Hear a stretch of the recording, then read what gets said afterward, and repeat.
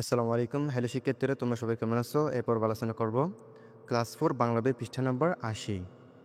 পৃষ্ঠা নাম্বার ৮০তে এখানে ১ নাম্বার আছে দেখো, শব্দগুলো পাঠ থেকে খুঁজে বের করি, অর্থ বলি।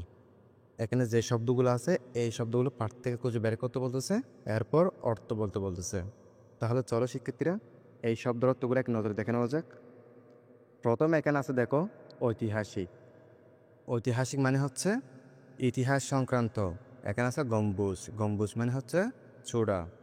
এখানে আছে দেখো বঙ্গদেশ। বঙ্গদেশ মানে হচ্ছে বাংলাদেশ। বাংলাদেশ স্বাধীন হওয়ার আগের অবিভক্ত অঞ্চল। এখানে আছে স্থাপত্য। স্থাপত্য মানে হচ্ছে স্থাপনা কেন্দ্রিক শিল্পকর্ম। এখানে আছে নিদর্শন। নিদর্শন মানে হচ্ছে দৃষ্টান্ত। এখানে আছে শাসনকর্তা। শাসনকর্তা মানে প্রধান শাসক। এরপর এখানে আছে অঞ্চল। অঞ্চল মানে হচ্ছে স্থান বা রাজ্য। এখানে আছে সমৃদ্ধ। সমৃদ্ধ মানে হচ্ছে উন্নত।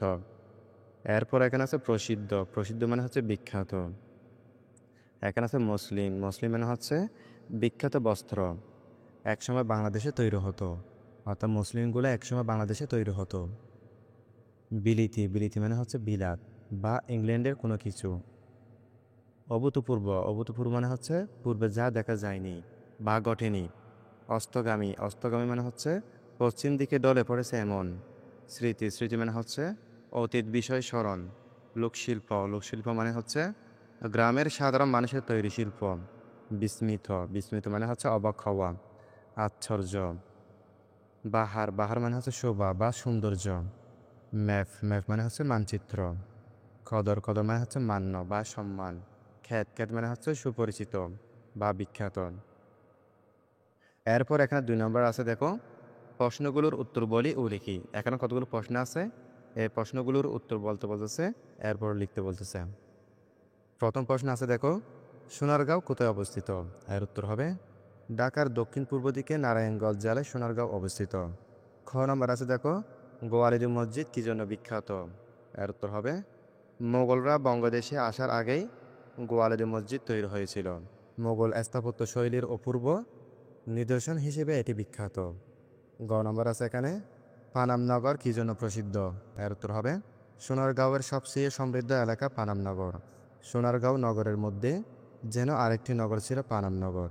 এখানে ধনী ব্যবসায়ীরা বসবাস করত এবং এখানকার দালানগুলো খুব উঁচু না হলেও স্থাপত্যশৈলী সুন্দর। এটি ছিল বিরাট বাণিজ্যিক নগর। এসব কারণে পানামনগর ছিল প্রসিদ্ধ। এরপর এখানে ঘ নম্বর আছে, লোকশিল্প কাকে বলেন? গ্রামীণ মানুষের তৈরি জিনিসপত্রকে বলে লোকশিল্প। এগুলোর মধ্যে রয়েছে মাটির কাজ, কাঠের কাজ, বাঁশ ও বেতের কাজ ইত্যাদি।